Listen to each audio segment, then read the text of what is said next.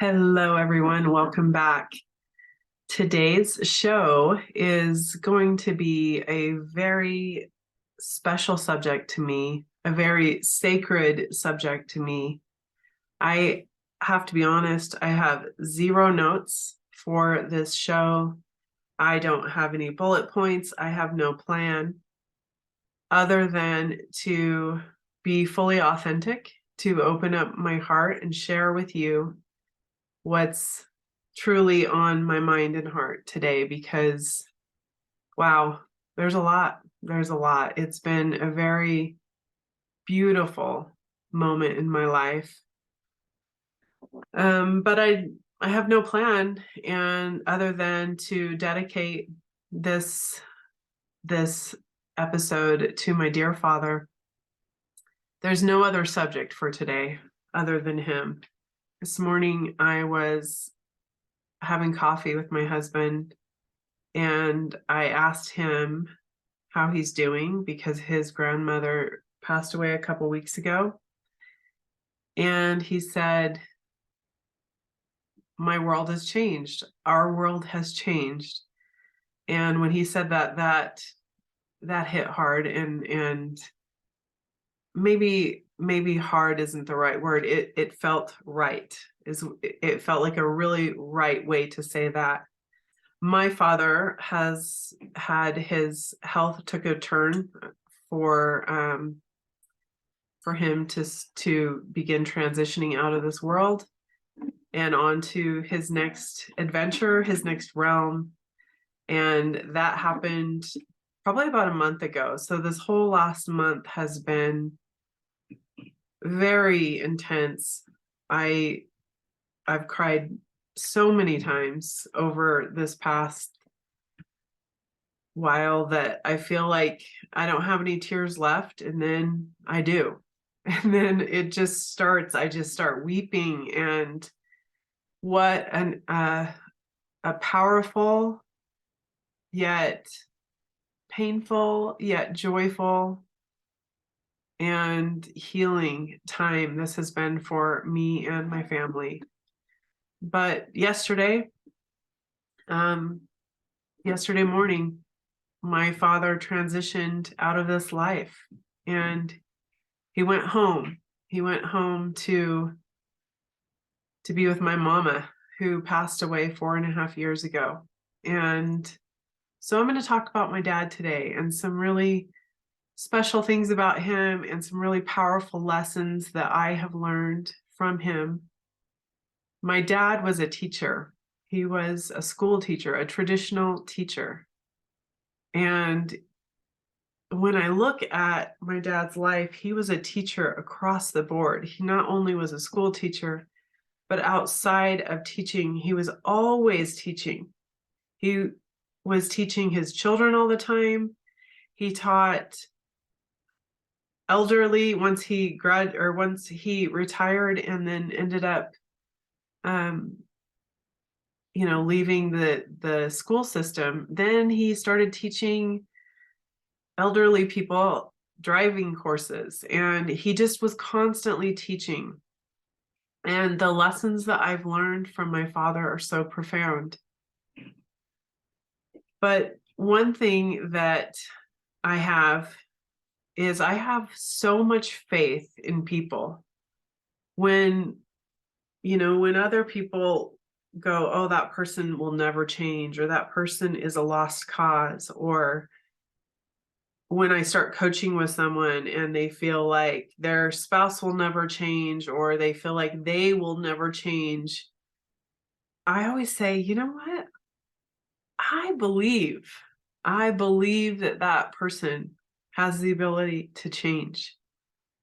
And as I've been really reflecting on my father and my journey with him and my experience in this lifetime with him, I realize that faith that I have in humans being somewhere and going on a journey and making the choice to grow, to progress, to change their life.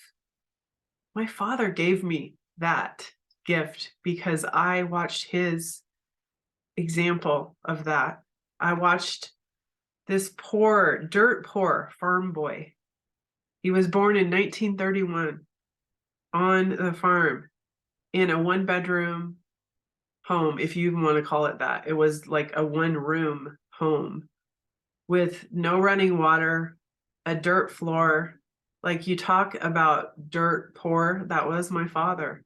There were multiple people that lived in this little tiny farm home with no heat. And he had a lot of pain and a lot of trauma as a child. Then he ended up joining the service. And he was not nurtured as that, having a feathered nest by any means. He had a hard life, a very hard life. Then he met the love of his life. When he was 19 years old, he met my mom. Their love story, oh my goodness, is so inspiring to me. She was 16 years old and they fell in love. And they got married and started their family. They couldn't keep their hands off each other. They couldn't stay away from each other. They loved each other so much.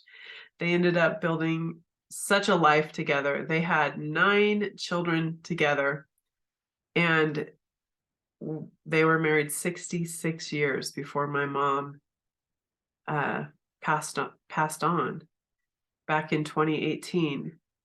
And when she passed on, oh, my father was so heartbroken. He was grieving so deeply. And it was really hard to watch him. But he said that first year, he said, I'm going to go and be with mom. And so to me, that told me that he was going to give up and his health would rapidly decline, because this does happen with people, and that he would be passing away. And the thought of my father leaving this planet, he is so special to so many people. He's such a huge, huge light and hilarious and just such a dear soul. And for our family, I can't even tell you the presence that this man has in our family. And just the thought of of me going on in life without him was just so hard to think of. But I realize he's old and he has health issues and he was heartbroken. And I realized that, when he chose to go, he would go. And then after he got through that first year of grieving my mom so deeply, I saw a change in my father. I saw this strength rise up within him. And he really chose to be here longer, to be with our family. And he saw that we needed him. I think he felt like we needed him, and we did. We needed him to be here longer. We were all grieving the loss of our mother. And I saw my dad really rise up and just take that place of leading the family, spending time with us, of supporting us. And one thing that he started doing that I loved so much was every New Year's Eve, he now didn't have my mom telling him to not do things that were, that were maybe inappropriate or inconvenient for people. He now had free reign to do whatever he wanted. So he started calling us at midnight, all 9 kids at midnight on New Year's Eve. Now, I don't know about you, but many times I'm not up at midnight anymore. Okay.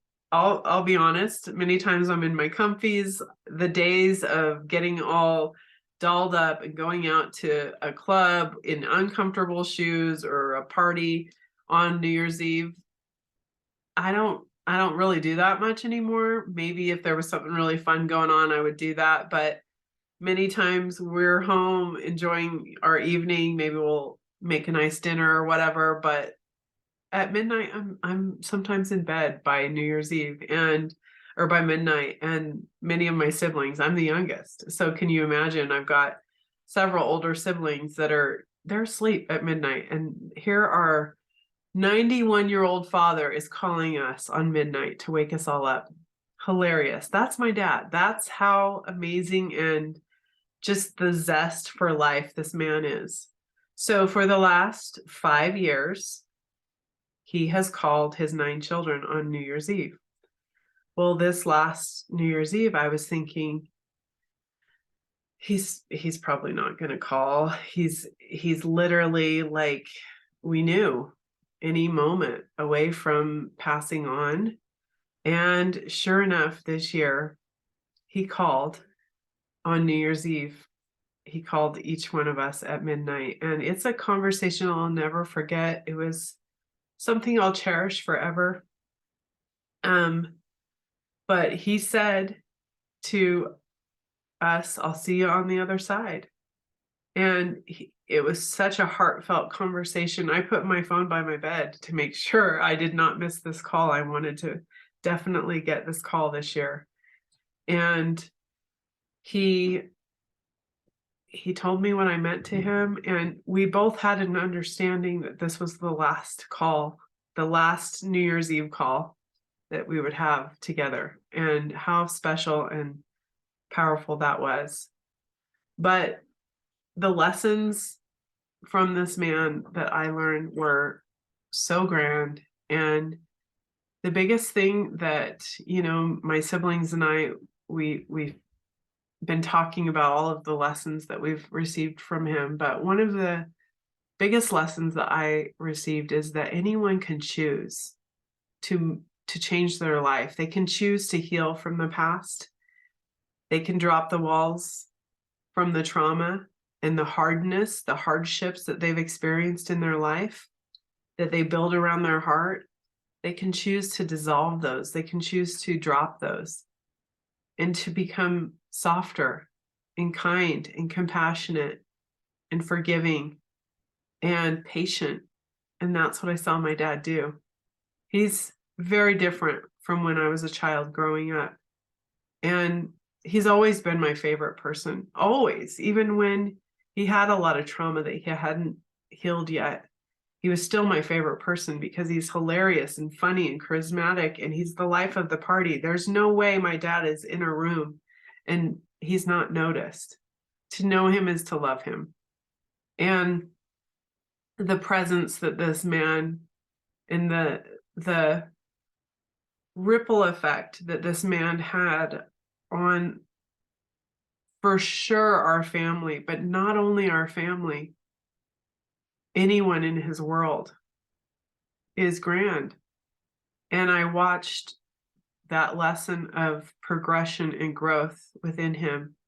And because of that, he has given me so much faith in realizing that anyone can choose to grow and change their life at any moment. They can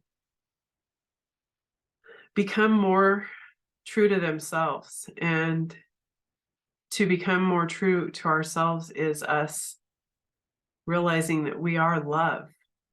That is at our core who we are.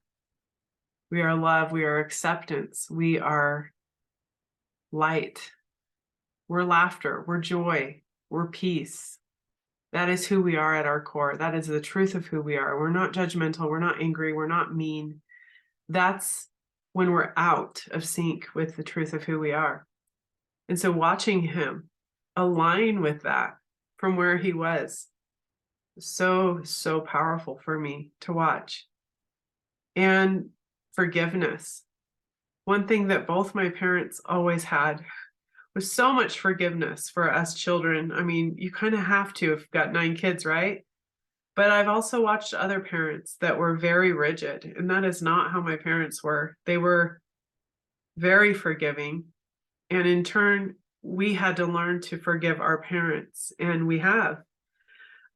My voice is, I've cried so much over this last month that my voice is like a little, it's a little strained. But last week, I had a speaking engagement for the Women's Council of Realtors, and there were over 100 people there. I was asked to speak at this event, like, I don't know, a month before I had gotten the news and we knew what was going on with my dad. So this was well before this was on the calendar. It was set. They had sent out the marketing material for me to be the speaker at this event. And then when I got news that my father could be passing, you don't know when it's going to be. You don't know if it's going to be a day or 2 months or 3 months. You don't know. And so I didn't know what to do. I didn't know if I should try to cancel my speaking engagement, because in my mind, I'm like, do I have that ability to where, let's say that he passes that week before my event, or before that event that I'm speaking at, or the day before, or what if, I need to be down there where he lives, and I miss being there at his side. And so I didn't know what to do. I mean, I have many things in my business that I do. I've got my podcast, I've got my group coaching, I've got my one-on-one clients, I've got several things, but they're all flexible. It's an event that is not so flexible, that's marketed for. So I had kind of gone back and forth, and I didn't know what to do with this. But then it was like, you know what? I just kept hearing that term, suck it up, buttercup. My daughter, my 11-year-old, says that many times, and it means like, pull that strength within you and do what you were born to do. I love getting in front of fellow dear souls and reminding them the truth of who they are. It's what I live for. It's what I breathe for. I love it so much. It's a gift to me to be able to stand in front of people and remind them of their light. And so I was really, really looking forward to this event. And I just thought, you know what? I'm going to have to find the strength. And I've said many times over this last month, like, God, give me the strength to get through this time and to show up and do the things that I love to do, and help me to continue to help people and guide them, because it's what life's about, is helping others and sharing your gifts that you have with the world. And so I decided, you know what, I'm just gonna roll with it, and I'm gonna hope for the best. I did, of course, reach out to the woman that was that had asked me to speak, and told her the situation. So I've been going down and spending a lot of time with my father, as well as all of my siblings, and so many grandchildren and great grandchildren. Like, I went one weekend to see my dad, and over 40 people in his life, in his family, of his posterity, showed up to love on him, to play dominoes with him, to listen to his stories. I mean, just in one weekend, right? That's just one weekend. I mean, he has hundreds, over 100 children and between grandchildren and great grandchildren. Just the legacy that this man has left is just, it's profound. It is profound. But he, so I'd been down there many times, and he lives 3.5 hours from where I live, which is great, because I can drive down there and, zip down there and be there in no time. So so I had been down there, but then I came out, I come home, and I had the event planned this week on Wednesday. And So I went to the event, and my plan was, as soon as I got done, because his health has been declining day after day after day after day. And on some, let's see, I think it was Sunday. It was Sunday. I talked to my dad, and what a special conversation I had with him. I talked to him on the phone. And when I got off the phone, it was like I knew that was my last conversation with him. And I got through my week. I got through Wednesday and got through my speaking engagement. And then as soon as I was done, I was going to head down to see my dad and to spend time with my dad. And so as soon as I got done with the event, I got in the car and I called my sister, who is his main caretaker. And I said, hey, I just want to let you know I'm done with my event. I'm gonna make my way down there. And she said, okay, honey. She says, I didn't want to call you because I knew you had that event and I didn't want to, mess with your emotions, but don't waste any time. Like, get here as soon as possible. Oh, my heart sunk. For those of you that are listening, for those of you who have had a parent pass or a grandparent, it doesn't matter how old they are. I can't even imagine how traumatic to have, a child pass, or I know that there are really traumatizing events that happen. And so I think that when we look at it, we think, oh, someone lived a good long life and that's amazing. And they were old. So it was time for them to go. And I agree with that to some degree. I do. It is like, what a blessing, living 91 years. That's a long life. And that is so amazing. But you're never ready. It's not like you go, oh, okay, well, that's good. They're 90. So now it's like, it's fine. No, it's like, whoa, that heart, it's like your heart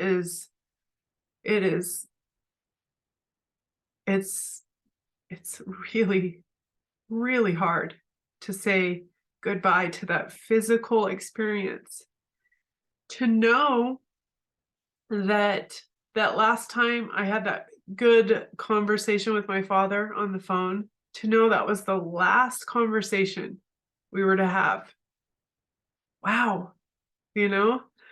So I beelined it like a bat out of hell down there, because all 8 of my siblings had already been making their journey to get there. And so in my mind, I'm like, I knew in my heart that my father would wait for me, but there was that part of me that was like, oh my gosh, I can't imagine. Even though I'd been there so many times over the last month, it was like, I just really want to be there. I really, really want to be there. And it normally takes me 3.5 to 4 hours to get to Cedar City from Salt Lake. And I got there in 2 hours and 50 minutes, 50. And it was like, the Red Sea parted and angels helped me get there really, really fast. It was like no traffic, completely like clear skies. And I must have had a tailwind. I mean, of course I was going really, really fast, but when I walked in the door, my siblings were like, what, you're here already? They were shocked. They couldn't believe it. But I walked in and rushed to my dad. He was in his home. Okay. He passed in his home, but surrounded by so much love. But my dad's eyes were still open and he was still conscious. He was still coherent. He couldn't speak much. I mean, he could barely get things out. Like, you could understand, there were a couple I love yous. And and stuff like that. But he at that point was very weak, really hard to talk. But I was able to look into my father's eyes. He waited and he saw me and he knew I was there and he was squeezing my hand. And then a couple hours later, he closed his eyes and never reopened them.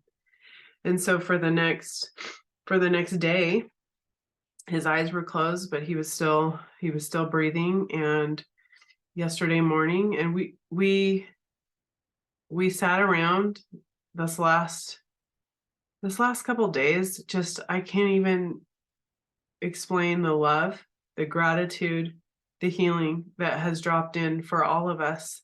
And I can't speak for my siblings, but what I witnessed with them and with myself, what I felt for sure with myself, but witnessed with them, is that we all healed so much over this last couple days by sitting around and telling stories and laughing and crying and hugging and thanking each other and just connecting deeply as a family. With 9 kids, you got many different personalities, many different belief systems, many different, styles of ways that you do things, different perspectives. But in the end, all there was love. And we dropped all of those things that just don't matter in life. Wow, the magical moments. So beautiful, so profound. And I can't say enough of how grateful I am to my siblings and to my parents and to this family that I was born into. And I know I chose my family. I'm so proud of them. I'm so grateful for them and so blessed to be a part of this very truly special family. And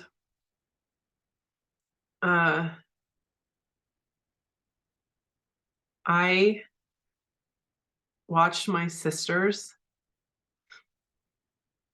take such tender, loving care of my father.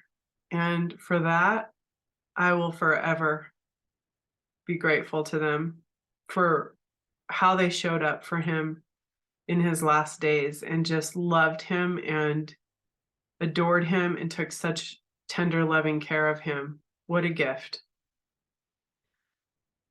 So I dedicate this episode to my amazing, beautiful, bright, bright light of a father who gave me so much growth, so much progression, so many profound lessons in this life. He's my greatest teacher. He is.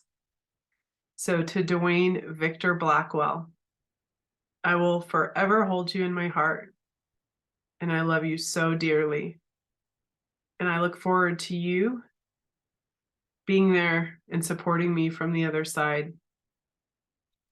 Yesterday morning at 7 a.m., actually it was 7:04 a.m., which is essentially July 4th, 7/4. My father took his last breath. Why does July 4th matter? Because my dad was a sergeant major in the Army. He was very patriotic.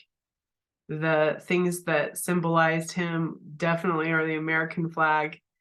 And he was very, very proud to be an American and to have served his country for many years. And so for him to take his last breath on 7/4 was very appropriate. But I'm so grateful that I was able to be there and witness that and to be right there holding his hand. I know he knew that I was there with him as well as my siblings and how much love and adoration he had. So, oh, What a beautiful journey life is. What a beautiful, beautiful journey. And what matters most is love. And anyone can choose at any moment to grow and come into alignment with the truth of who they are and to become more loving, more open, and more compassionate. And I thank my father for that great, great example. So thank you for being with me today. I appreciate you. And I wish us a fabulous, fabulous year in 2023. If you have not checked out my Awaken group, it is exactly what the word means, or I named it that because that's exactly what we're doing. Is week after week we are awakening as a group together to come into alignment with the truth of who we are. And it is a profound, special, sacred space to come into together. And so if you haven't checked it out yet, check it out. I'll put the link in the show notes. So have a fabulous week and bye for now. Mwah.